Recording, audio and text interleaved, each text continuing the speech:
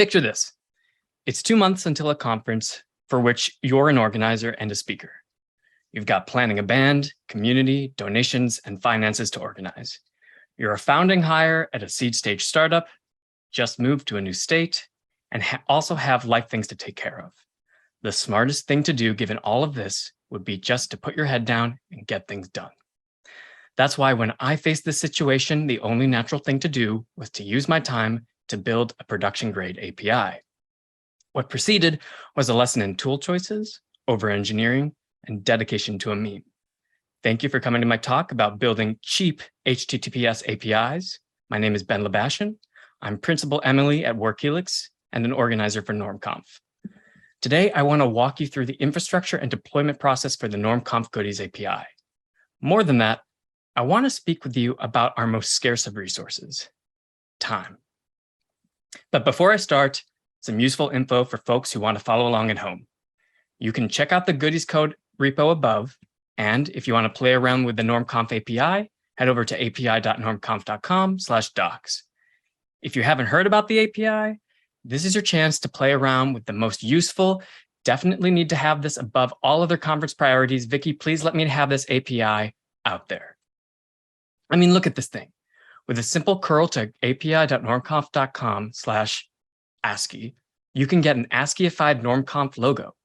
You know who hasn't made a conference API? NeurIPS. You know who hasn't been invited to speak at NeurIPS? Me. Coincidence? Almost certainly. But we can at least agree that this is all very important stuff. Still, there's a lot to cover, and I don't want to lose the forest for the trees, so I'm going to rip off the Band-Aid and tell you exactly what the central message of this talk is now. You ready? We don't have enough time to do all the things we want or need to do in our jobs, let alone our lives. So many of you, as with me, feel the weight of wanting to learn it all and do it all. We push ourselves every day, hoping to accomplish more. And we achieve great things. Literally, this conference wouldn't exist were it not for its head organizer being the type of person to push themselves. If you're in this industry and you're listening to this talk, I suspect you're like this too. This type of mentality bleeds into our jobs just as it seeps into our lives. As I said, I built the Normconf API while juggling many things, and yet I chose to build it. Having done so, I chose the tools I was familiar with. Some of those were good choices, others held me back. If I had chosen more wisely, the work probably would have been done faster. So yes, this is a talk about having built the Goodies API, but it's a metaphor about the time we don't have, realistically or not, and the consequences of choosing the wrong tools for the job. So when I talk about building APIs for cheap, I am actually referring to the trade-offs we make among our resources: time, cognitive energy, and cost savings. Okay, now that we've established that, here's how it's going to work. First, I'll talk about the initial steps I took. Then I'll talk about the aspects of software I like. I've called these aspects normie software. It's completely made up, but I can do that because, again, this isn't a NeurIPS talk. Finally, I'll talk about some pains of deploying APIs to the cloud. Today, we're going to be talking about AWS, but this easily could have been applied to any of the big cloud platforms. And that'll be the talk. Okay, so let's get things started. So when I sat down to build the Goodies API, there was no doubt in my mind what I was going to do. That's because as an MLE, I spend a lot of time working with and building APIs. Most models, if they're going to be any good, have to be served. Someone or something needs to be able to interact with the model and its outputs. Now, data scientists of a certain type might build APIs for their models, but oftentimes it's the MLEs who are tasked with building or refining them to become production ready. That's the nature of the position. We are relied upon to know a lot of things in order to solve many very different problems. That's why tooling choice is so important. As MLEs, we cannot afford to embed software into our systems that makes them unable to scale or that cause inefficiencies. Intuitively, most of us understand this. The problem is, it's hard to avoid bad tool choices in practice. Why? Well, when I went about building the Goodies API, I stuck with what I know. Fast API, Docker, GitHub, AWS. These are my bread and butter. I use them every day, and being time pressed and trying to do everything at once, I reached for them when I sat down to program. Here's a simple diagram that illustrates what I imagine the Goodies API would look like. To begin, I'd start with Python. Easy, functional, well-supported. When it came to an API framework, I reached for Fast API. It's my go-to framework for reasons I'll discuss soon. Next, Docker. It's ubiquitous, straightforward, gets the job done. After that, I'd push to Git, which would activate a GitHub Actions CI/CD for testing and deployment. Finally, that would deploy the container straight to AWS, where it would be hosted in Elastic Container Service, or ECS. In my mind, all of it can be done in a day or two. And for the most part, it worked out. Because if you choose your tools wisely, they make your job easier. That is, they are cheaper to use. Your tools should make your job easier.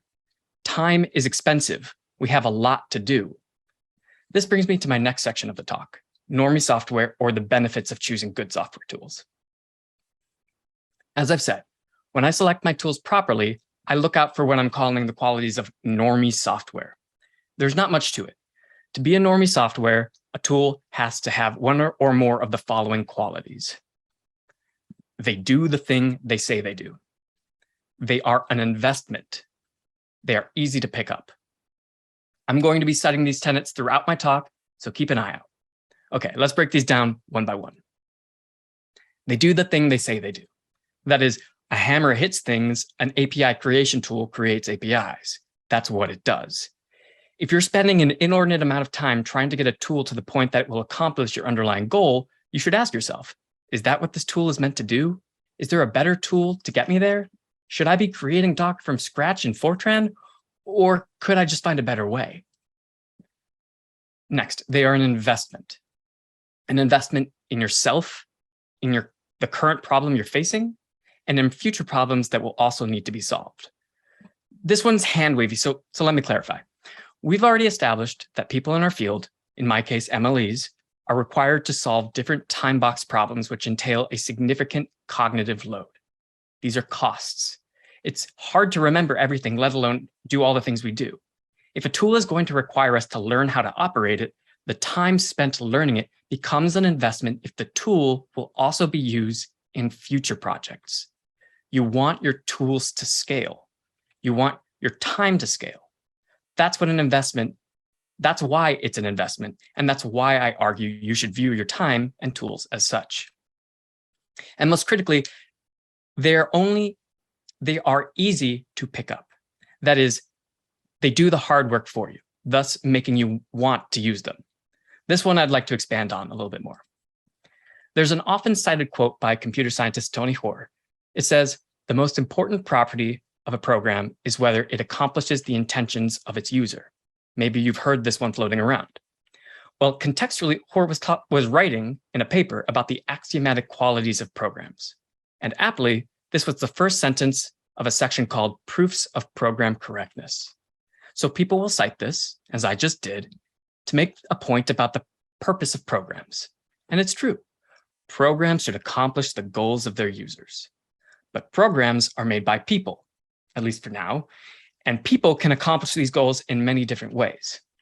It would be nice if there were one and only one obvious way to program, but most often there isn't.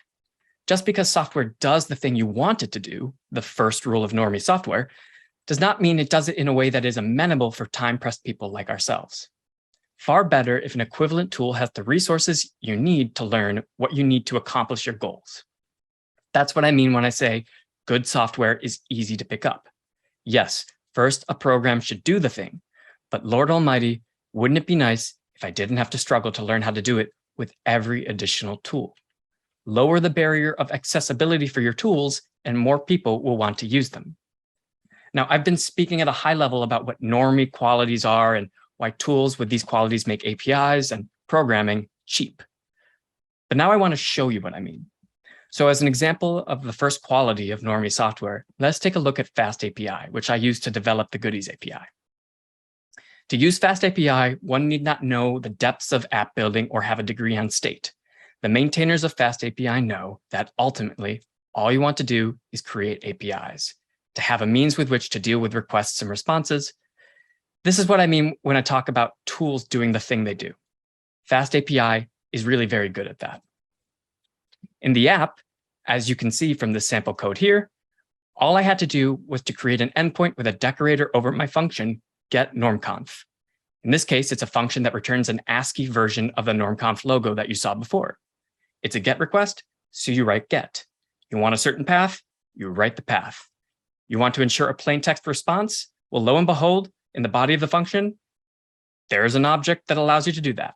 So yes, I used FastAPI, built the functions I needed, added the endpoints, and importantly, I was done in no time.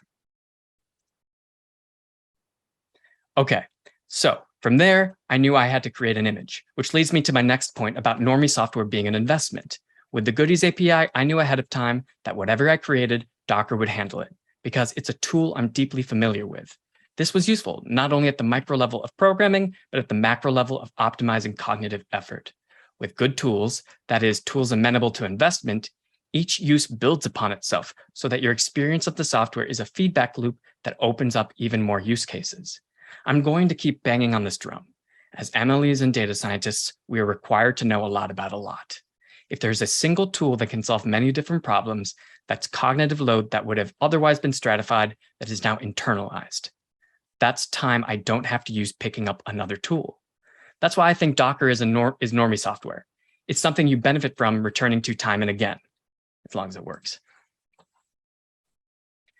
With the Goodies API, as can be seen here, it was a simple thing to import Python 3.10, copy the relevant files, install the dependencies, and run a simple uvicorn command.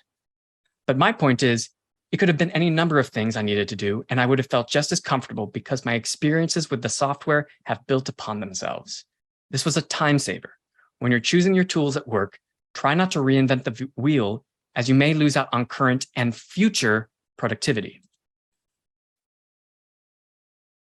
At this point, the image has been made, but it has nowhere to, well, it has to go somewhere. And that's where GitHub Actions come in. If you're not aware of GitHub Actions, this is a service that allows users to automate their workflows. That means testing code, building images, sending them where they need to go, all with a simple push to your GitHub repository. Pretty nice. Now, because it requires a bunch of domain knowledge, some might expect me to say that GitHub Actions isn't normie software, that it's not easy to pick up. But to be honest, I think it functions just as I'd want it to. When software is this configurable, we will be required to learn a thing or two. To me, being easy to pick up is a function of the amount of effort I have to put in to accomplish my goals, and how much support is available to me to quickly solve my problems. If I have to dig around in dense documentation, that's a sign of software being too involved, of not being accessible software. GitHub Actions has great documentation. On the subject of documentation, I actually asked about this the other day in Normconf Slack. I wanted to hear other people's thoughts about it, and I got some really great responses from the community. Basically, my message was about my contention that companies with products with broad use cases often have dense, inaccessible documentation, that they're not easy to pick up. And among the great responses I got was this one from Sarah Moyer, who unsurprisingly writes about this stuff. Her response was like, yeah, these companies have products with endless configurability and therefore write documentation that is super dense and detailed. But the user often doesn't need that. The user just wants to do the thing they want to do. They want to pick up the software and run. That was me. For example, I use Poetry for my dependency management. In building the API, I didn't want to have to use a different dependency manager when deploying my code from that which I used locally. So I literally just typed Poetry install GitHub Actions into Google and found an action and code examples I needed to build and test with Poetry in the Goodies CI/CD pipeline. This was a portion of the result. Almost literally a copy and paste from what I found. It was easy to find useful code. The code itself was very self-explanatory, i.e. the above code doesn't seem very involved to me, just a bunch of simple YAML, and I got what I needed to get done in a short amount of time. It was very easy to pick up. Altogether, the FastAPI, Docker, and GitHub Actions steps of the app development took maybe an afternoon to get a working draft done. But I told you at the beginning of the presentation that I was going to talk about the mistakes made along the way as an analogy of what we go through every day. And mistakes were made. The fact is, once I got to the cloud stage of my deployment, I found my productivity slowed significantly. My time started getting sucked up in areas I'd rather they hadn't. So how did that happen? Well, let's start with a common metaphor about what cloud providers do, as I think it'll help us discuss some of the issues I ran into deploying the app. So far as I can tell, cloud providers are kind of like industrial tool manufacturers. They know that their customers will have a diverse need for parts and tools. Yes, everyone will need screwdrivers and hammers, but the size of nails, the kind of materials, the amount of specialization and specification that will be needed, that is endless. So they do a bit of everything. And while scale has allowed cloud providers to offer many different services, the experience of using these services can feel unlike normie software. The problem in the cloud is not simply that it's someone else's tools that you're paying to use, it's that it's a warehouse of tools meant to apply to almost any situation. And therefore, the tools are inefficient for your needs as they were for mine. So sometimes you just want a screwdriver, but when you go to the screwdriver section of the warehouse, there are 100 different specifications of screwdrivers. Also, none of them look like screwdrivers. Also, they're called AWS glue.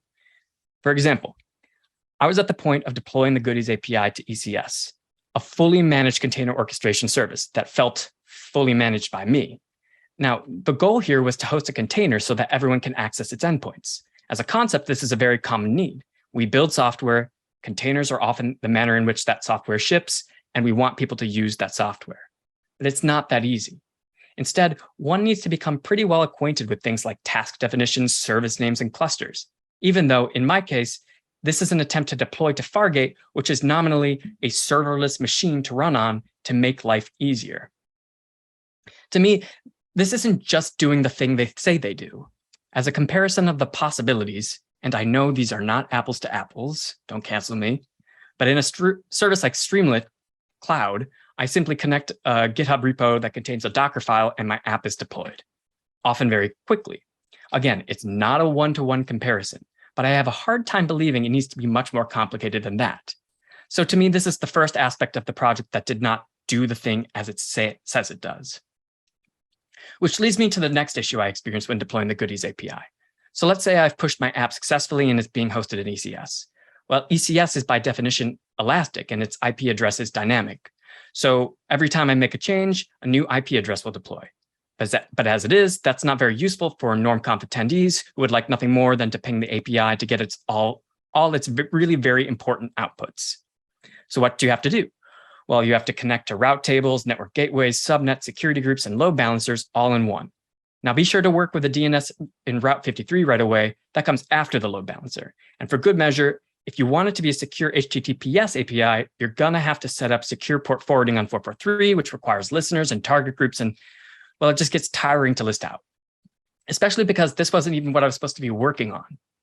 Now, even if you have a general understanding of all these things like me, you can still get tripped up by the ordering of these operations, or even more frustrating, which IAM permissions you need to set up. The issue is, as I've said, we have been given a warehouse full of tools and told to go make a house, where usually you have plumbers and electricians and more. We often have to be all those things at once. We didn't always have to be network engineers in addition to everything else, but to deploy an API in big cloud services, oftentimes now we do. And if you expect us to know all these things, that's fine, but it's necessarily a trade-off from some other work that we could be working on. It's costly. Ideally, we shouldn't have to be doing all of this. We could be working on the things that really matter, like debating the usefulness of automatic code formatters or which IDE to use. But the way it is right now, I think that there should be an easier way. And so here I would argue that work on things like networking is not an investment. I'm not benefiting from working on these tools because they are not helping me achieve my core functionality. They can be abstracted away and I would not lose much. That's why I think this network engineering was not a useful software investment for me. Okay, so finally, let's talk about things more generally. To get through all the API deployment from ECS and Route 53 to load balancing and more, we need to rely on documentation. The problem is, well, as Vicky says here, cloud documentation can be pretty rough. And as we've established, the more complicated the system, the more it can do, the denser the cloud documentation typically is. But when you're faced with all the documentation, you're often left trying to parse through it for your relevant use case. And if there are a few examples with sample code, it can get rough. That's why I'd argue when working a lot with cloud software, including what it took to deploy the Goodies API, it's more involved than it needs to be, even simply just by trying to find the relevant information you need to work to accomplish your use case. This is why this too broke a rule of normie software. It is not easy to pick up, and it could be easier. Which brings me to where we started. Remember the original diagram I had with my ideal setup? Well, on the left is that diagram.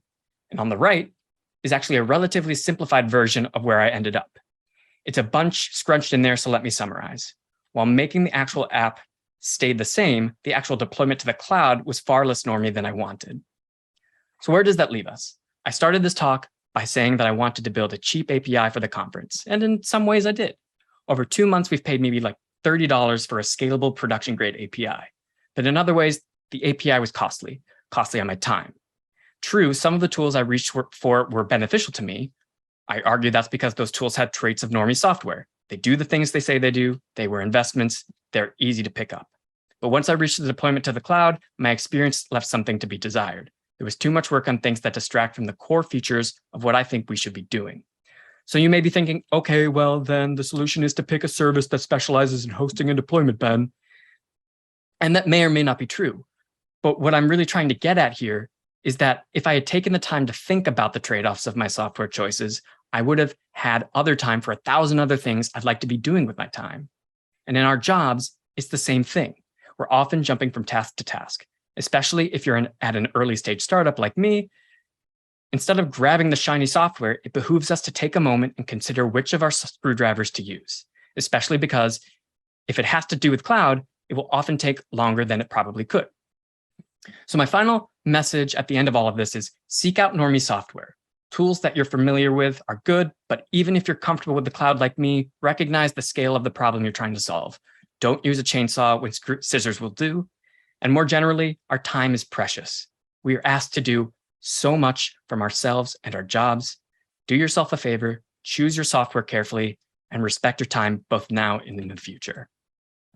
Now, some of you, I know, were hoping I'd literally walk through the instructions to deploy the app to the cloud, but I thought that would be too boring to regurgitate. So I wrote a post. It's on that QR code. You can check my website. But for everyone else, I've appreciated your time. Thank you so much. This conference has been amazing, and it's been I'm really grateful for the opportunity to speak with you today.